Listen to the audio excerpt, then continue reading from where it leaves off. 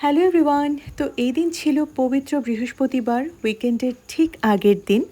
আমি সকালবেলা এক কাপ কফি হাতে ব্রেকফাস্ট সেরে আর কি, এরপরে এক কাপ ব্ল্যাক কফি হাতে আমার ডেইলি প্ল্যানারটা নিয়ে বসেছি দেখার জন্য যে আজকে কি কি কাজ আছে আমার। And we have a date night planned for tonight. তো আমাদের একটা মুভি দেখার প্ল্যান আছে, বাইরে গিয়ে একটু খাওয়া দাওয়া করার প্ল্যান আছে। তো তার আগে আমরা আজকে সারাদিনে আমাদের যা যা কাজ আছে সেগুলো কমপ্লিট করে ফেলবো। আর আমি যেদিনই সকালবেলা একটুখানি ফ্রি টাইম পাই সেদিন এক বা দুই চ্যাপ্টার করে বই পড়ে ফেলার চেষ্টা করি। আমি mother Mary comes to me, Arundhati রয়ের লেখা এই বইটা অনেক দিন ধরে শেষ করার চেষ্টা করছি। আপনারা যারা আমাকে দেখেন তারা জানেন, কারণ এত ব্যস্ততার মধ্যে দিন যায় যে প্রত্যেক দিন পড়া হয়ে ওঠে না। কিন্তু এই বইটা আমার এত ভালো লেগেছে, this has been so close to my heart, যে আমি এটা পড়ে শেষ করতে চাই। এবং এই বইটা অ্যাজ এ রাইটার আমাকে যতখানি ইন্সপায়ার করেছে, যতটা সাহস জুগিয়েছে আমার মনে, this has been a tremendous experience.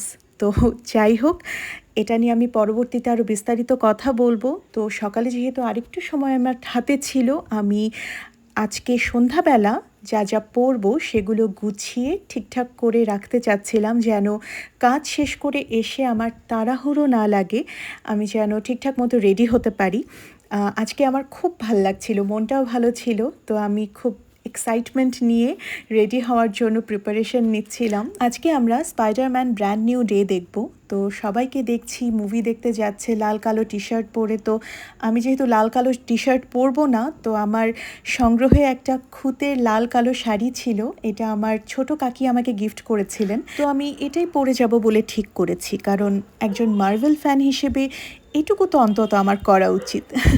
যাই হোক, আমি সব কিছু গুছিয়ে রাখছিলাম, কারণ রেডি হতে গেলে এত জিনিসপত্র নোংরা হয় যে যখনকারটা তখনই গুছিয়ে না রাখলে পরে বাসায় ফিরে খুব প্যারা লাগে। যাই হোক, তো গোসল করার আগে আমি কয়েকটা প্রোডাক্ট রিভিউ করব। এগুলো আমার অ্যাকনি ভালো করার জার্নিতে বেশ খানিকটা সাপোর্ট দিয়েছে বলা যেতে পারে। তো এই পার্সেলটা আমি জাপান টু বাংলাদেশ পেজ থেকে প্রায় 4-5 মাস আগে রিসিভ করেছি, এবং আমি 4-5 মাস ধরে এই প্রোডাক্টগুলো ব্যবহার করে তারপরে আপনাদের সাথে ফাইনালি রিভিউ শেয়ার করছি। এর মধ্যে বায়োরের একটা ফেশিয়াল ক্লিনজার আছে, একটা অ্যাকনি মেডিকেটেড পাউডার লোশন আছে যেটা বেসিক্যালি এক ধরনের টোনার, এবং আরেকটা আছে অ্যাকনি কিওর ক্রিম। এটা স্পেসিফিক্যালি অ্যাডাল্ট অ্যাকনির জন্য টার্গেট করে তৈরি করা হয়েছে। And the best part is এটাতে কোনো রকম স্টেরয়েড বা আর্টিফিশিয়াল ইনগ্রেডিয়েন্ট নাই। এটা বানানোই হয়েছে ট্রপিক্যাল এবং হার্বাল ইনগ্রিডিয়েন্ট দিয়ে, যেটা আপনার ফেসের জন্য নট হার্মফুল অ্যাট অল।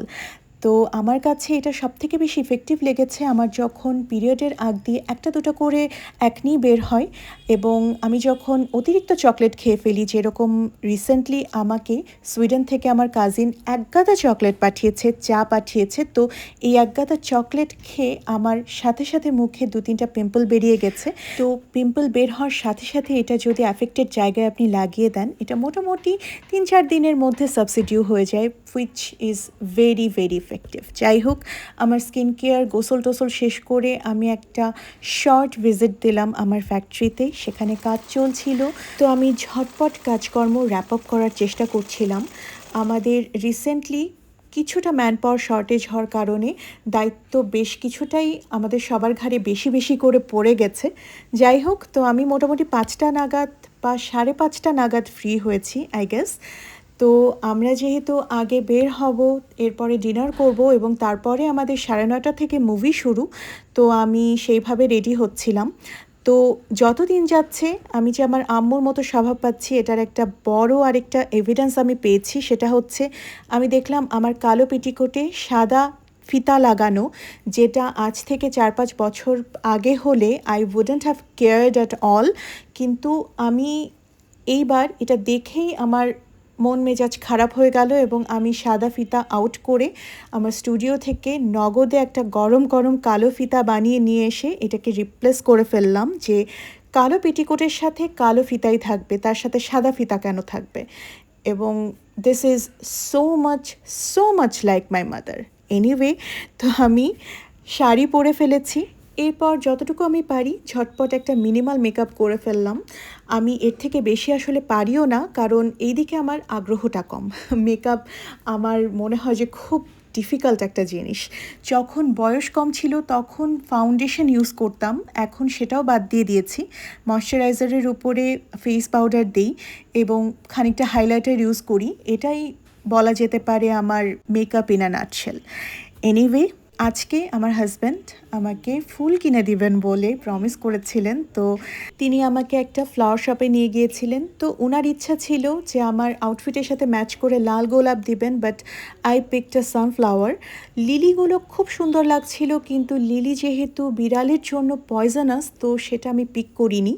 তো যেটা পিক করেছি I am happy with that.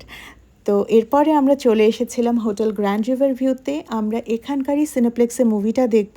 তো তার আগে আমরা এখানে ডিনার করব। আমরা 2টা কাবাব প্ল্যাটার অর্ডার করেছিলাম, যেটা খুবই মজা ছিল।